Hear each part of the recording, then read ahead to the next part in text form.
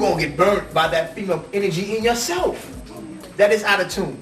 There's a mother principle in you that corrects you when you're not in tune with how you do daily things. If you disrespect yourself, the fire in you rises up to correct you. In your own space, when nobody's looking, you correct you. And that's what that female represents, to remind she's holding her life. Well, why is that a good principle to look at? Why should we reflect that? Is it worshiping this idol force that is a beast and a woman? No. It's symbolic to say that that same force is indwelling within us. And when you saw the ancient ancestors hold this symbol, they were just, like I was saying earlier, just reminding themselves to hold their lives in their hands, to walk with their lives. They're responsible for their lives. The shut-in.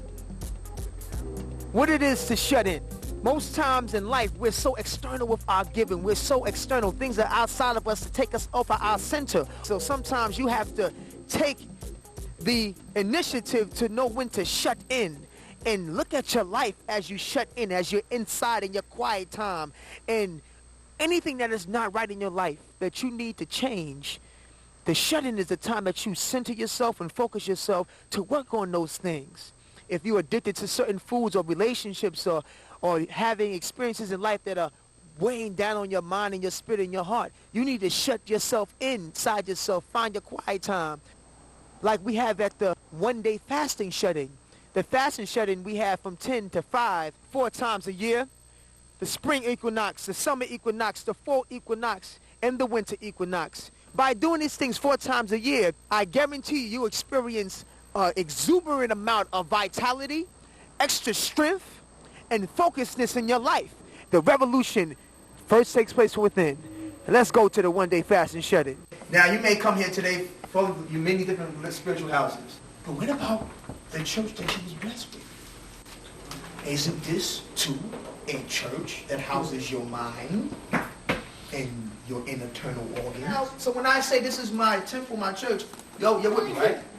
Okay, yeah, this is, so we can all say this is, I have a church. I have a church. I don't believe it. I don't believe it. I have a church. I have a church. I have a temple. I have a temple. Okay. Would you let satanic people or people that are not in your mind holy or doing positive things inside your temple? No. Okay. I just want you to follow what I'm walking to now.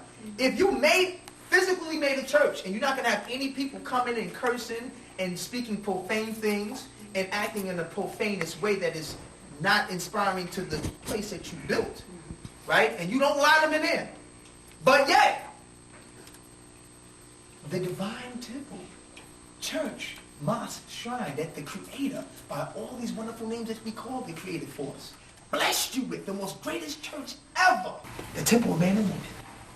And you let them sucker demons in the form of cheese, milk, eggs, ice cream, sugar into your divine thing.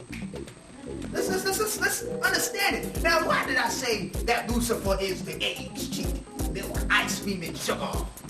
Because the suckers, like a Luciferian energy, only takes in strips. It does not replenish what it takes. It does not go inside your bloodstream and say, oh, your wonderful bloodstream, as I enter inside your stream and flow down your wonderful rivers through your veins and your cells, I'm going to leave a wonderful pasture of green fields and wonderful flowing future prosperity. It goes and says, hey, I'm up in here. Yeah, what up, sucker? Holla, come on through. Let's ride through this sucker's bloodstream. Take from the bones, take. Wow. Bones, take, arthritis, take. Bones, hot liquids, take. That's what's happening in your temple. There's a lot of activities that we allow happening inside here. But yeah, when we go to a physical church and we see everybody acting all out themselves, we start to criticize and judge everybody else. I don't like this church. I don't like this mosque. I don't like this cultural center. Why are they acting like that in here? But what are you doing inside your temple, sucker? Okay. How are you maintaining your church? How are you maintaining your altar, your mosque? The Creator bestowed upon you all of us, the ownership and the maintenance. What is the landlord's? She has to maintain his facilities. Come come fix it or send someone to fix it, right? That's what our body says to us, but we don't recognize that.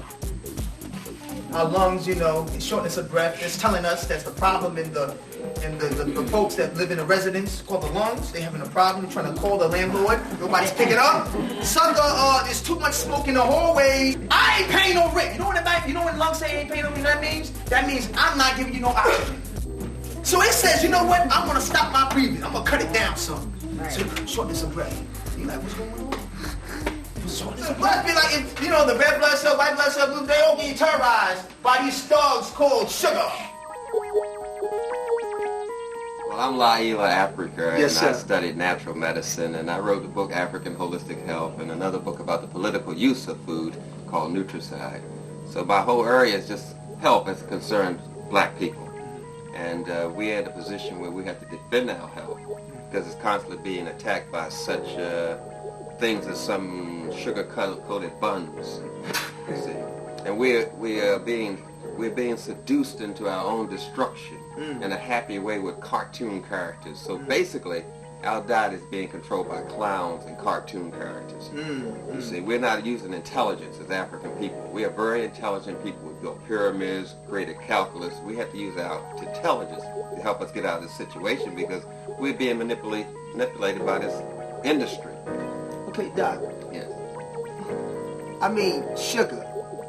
Why can't I have sugar? Why can't I not have sugar? I mean, why can't I have my candy bars and my peppermint balls and, you know, my chips and all my, you know, my different flavor colored candies? I like candy.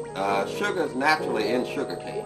It's naturally in oranges and apples, but when you take the sugar out of the sugar cane, you've isolated and concentrated a substance, and that's called a drug.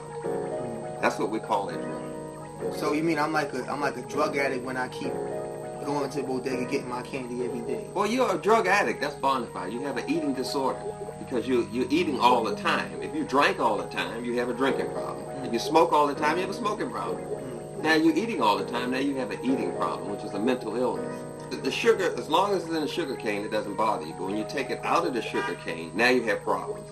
Because the body's going to try to make it whole before it digests it. So it's going to pull water out of your veins and arteries and nervous system. What I'm saying is if you eat a raisin, the body's going to turn it back into a grape before it digests it. So it's going to put the water back into the raisin and make it into a grape.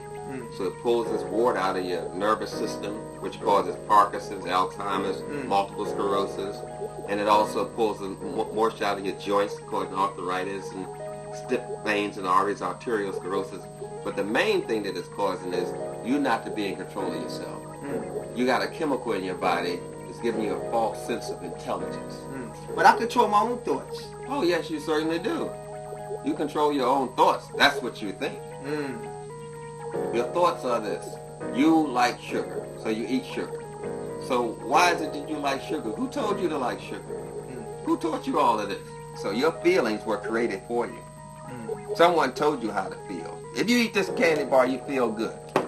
Your feelings are connected to this candy bar forever. Holistic wellness for the hip-hop generation. We're here in Crown Heights, Brooklyn, New York, speaking to the youth. We want to ask you since a few questions on what they be consuming. What's your favorite candy? I like chocolate. You like I chocolate? would say now later. Now, ladies, what you have for breakfast It's today? a bagel with butter and jelly, eggs and bacon. Pancakes and bacon. I had some waffles and orange juice. What it was? Bacon cheese. So what did you have for like, a lunch today? Curry chicken, peas and rice, and collard greens. I mean cabbage. And cabbage. So how did you feel after you ate that? Like I want to go to sleep. It makes me feel like I want to go home. Y'all eat any candy? Any favorite snacks? Candy's ain't good for you. What? Oh, hey, brother Coachy said. Now y'all hear that, kids? Brother Coachy said candy ain't good for y'all. Y'all like candy? Oh, they don't like candy either. I don't like candy because when people eat candy, they get too hype and then they do stupid stuff. If you eat too much candy, man, you be doing stuff that you don't regularly do. You go overboard with what you're doing. You be too hype in the morning, you know what I'm saying? You gotta chill. You gotta be chill. Yeah. Don't eat that. You can eat candy, but not in the morning. Not in the morning. You know what I'm saying? That's not your breakfast. Yeah. So you think it's a problem with all the children in the morning when they first go to school, they always have candy? You see them little kids when they running around all over the place, they eat too much candy. They eat too much candy. That's what it is. On a